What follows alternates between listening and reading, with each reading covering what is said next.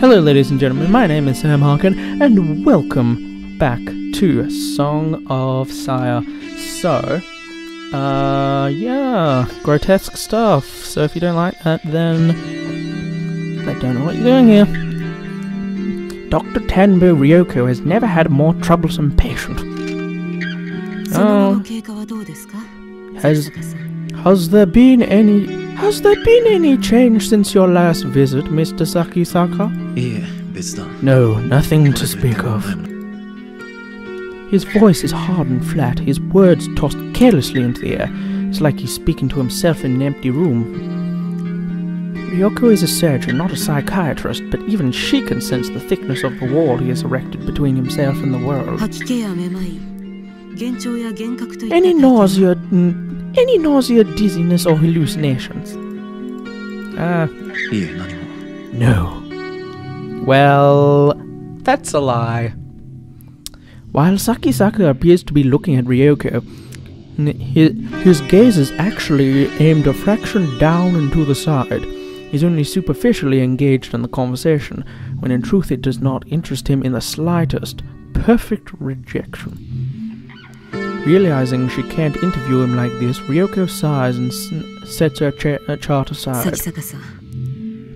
Mr. Sakisaka, the procedure you received at this hospital was the latest in experimental neurosurgery. We explained this before, didn't we?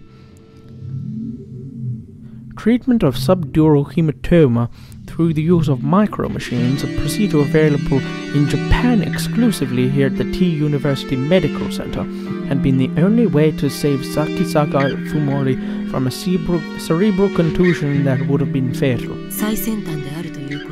With any experimental treatment, there's always the risk of unexpected complications. Of course.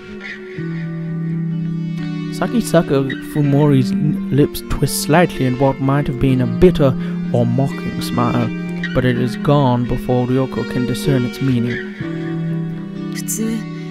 Normally, I would never say anything to frighten a patient, but there have been reports of serious neurological disorders per surgery. We must continue to monitor your condition carefully. Hence the weekly checkups. If only he would take them a little more seriously. How was last week's MRI? Sakisaka asks abruptly, as if to catch Ryoko off guard.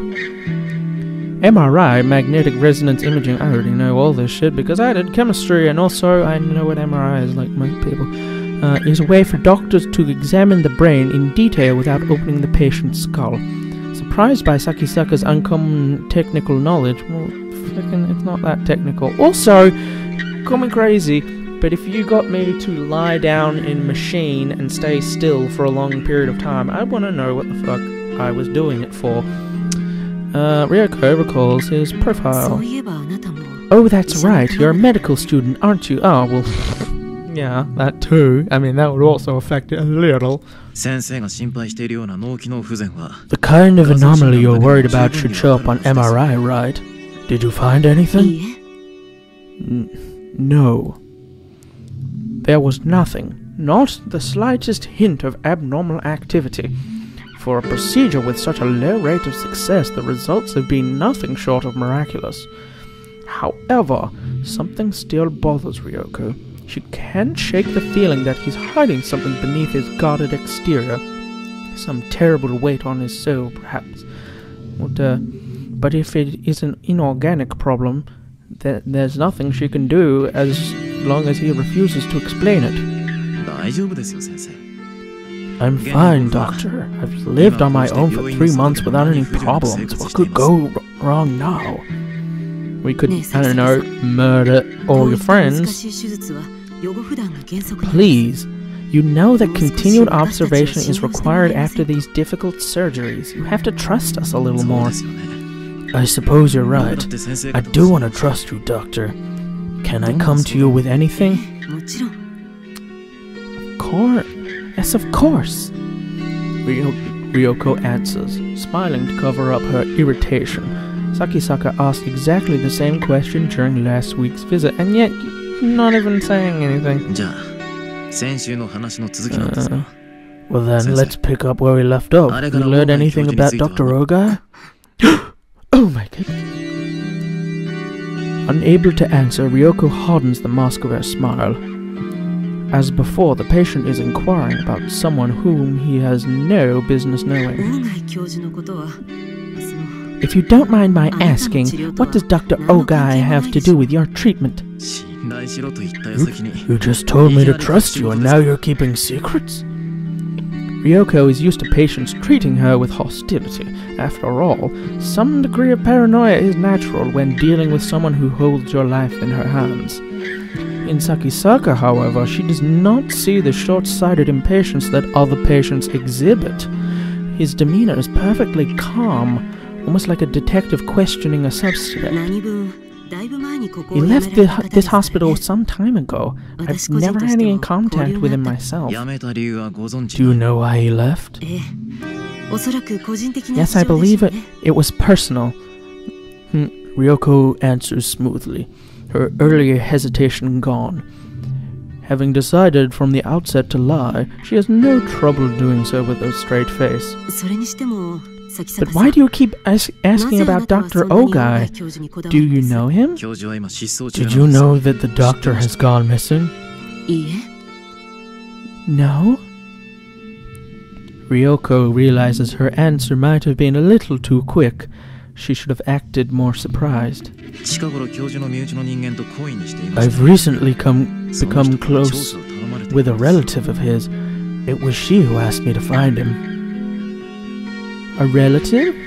Ryoko considers this with a frown. I didn't think Dr. Ogai had any relatives.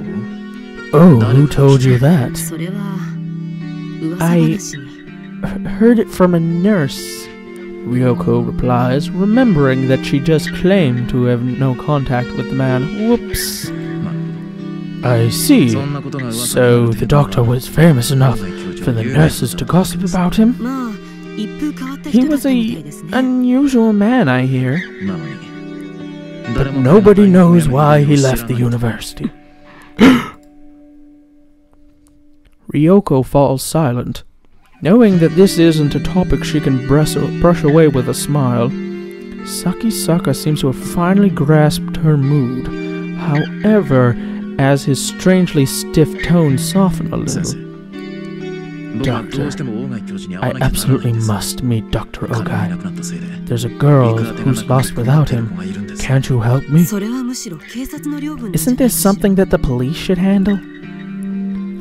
Although she makes it sound like the most obvious thing in the world, the suggestion is actually a risky gamble. If Ogai Masahiko's disappearance becomes a police matter, then the university will be investigated. Everyone who is involved in the incident will be at risk of exposure. What have they done? And of course, that includes Ryoko herself.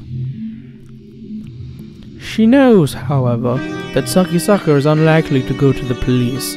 First of all, his excuse is obviously a lie. They already made sure that Ogai had no relatives who might come looking for him. Jesus, this is conspiracy. Which is why they could bury the truth of what happened and the body in all its various parts in the woods. But then how did Sakisaka, a mere patient, learn about Ogai? I'd be happy to help, but there's no word from Dr. Ogai since he resigned in April. I can only assume he's gone on an extended vacation. I see. Expecting resistance, Ryoko is surprised when Sakisaka backs down. She's still worried about his condition, and the mysterious link between him and Ogai Masahiko is only making her more uneasy.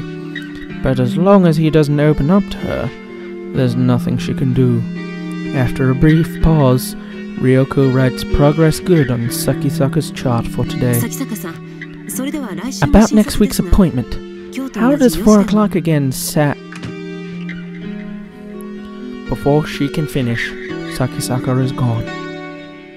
Into the night. Oh, gorgeous. It looks like... Oh wait, is this... So I think this is monologue. It looks like someone sprayed the walls with pig guts from ceiling to floor. What colors should the walls of a hospital be? White, of course. And to the creatures of rotten flesh shambling around me, I'm sure this hallway looks just as white as it should. I know, intellectually, that the walls are white. I know that the flesh beasts are really human. I'm the one with the problem. And it's because I've accepted this that I'm able to lead something approaching a normal life. Even if my university's medical department is nowhere near as good as T University's, I'm still a medical student specializing in neurology. I have a basic idea of what's happening to me, though it's hard to believe. This isn't a pathological condition. It's probably some form of agnosia, unlike anything that has been studied before. The flesh beast called Tanbo Ryoko said that other patients have developed neurological disorders after receiving the same treatment I did. So I guess I'm just another failure. It makes me want to laugh in that know-it-all doctor's face. That said, I don't blame the doctors who operated on me. After all, I do owe them my life. I know as well as anyone how low the chances of success were, and that I had no other hope of survival. I was unlucky. That's all there is to it. The point is, my condition isn't treatable.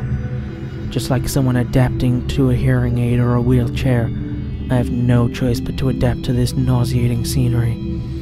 Of course, it's hard. It wasn't easy to resign myself to this fact. But now there's more than just despair. Even for me there is a glimmer of hope. Keeping my eyes on my feet, so as to see as little of this horrifying world as possible, I hurry home.